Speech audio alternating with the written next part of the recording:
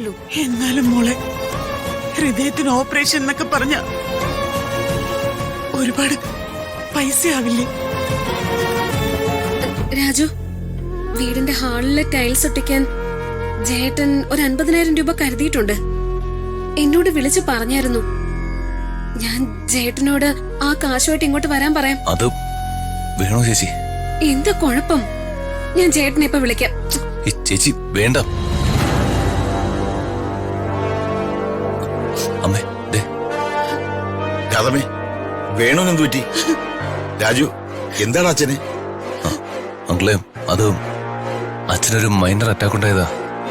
എന്റെ ദൈവമേ, ഞാൻ എന്തായി കേൾക്കുന്നത്? എന്നിട്ട് എവിടെ? ഐസിലു അങ്കിളെ. ഓ, നിന്റെ കയ്യിൽ കാശ് വല്ലതും ഉണ്ടോടോ മോനെ? കയ്യിലൊന്നുമില്ല.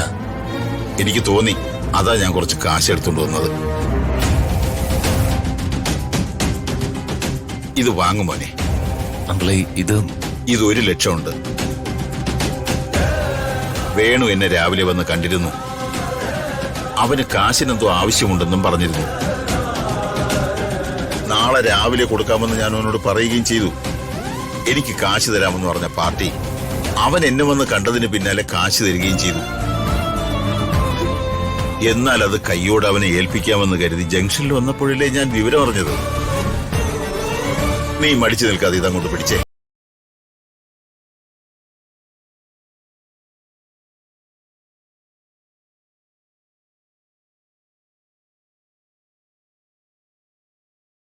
ഇരിക്കട്ടെ. തൽക്കാലം ഞാനിത് തന്നത് അവൻ അറിയണ്ട. പണ്ട് ഞാൻ കല്യാണം കഴിഞ്ഞ് പിള്ളേരുമായി ബിസിനസ് പൊട്ടിപ്പൊളിഞ്ഞിരുന്നപ്പോ എന്റെ മക്കളുടെ വയറ് പട്ടിണി കിടക്കാതിരുന്നത് ഈ രാധമ്മ ഉണ്ടാക്കി തന്ന റൊട്ടി കഴിച്ചിട്ടായിരുന്നു. രാജു ഒന്ന് കുഞ്ഞ, പ്രിയയ്ക്ക് ഓർമ്മ കാണും. ആ എന്റെ വേണുവിന്റെ ഒരു ആപത്തുണ്ടാകുമ്പോ ഞാനല്ലാതെ പിന്നെ ആരാ ഓടി വരേണ്ടത്? ഇളയവന്റെ കുഞ്ഞിനെ സ്കൂളിൽ നിന്ന് വിളിക്കണം.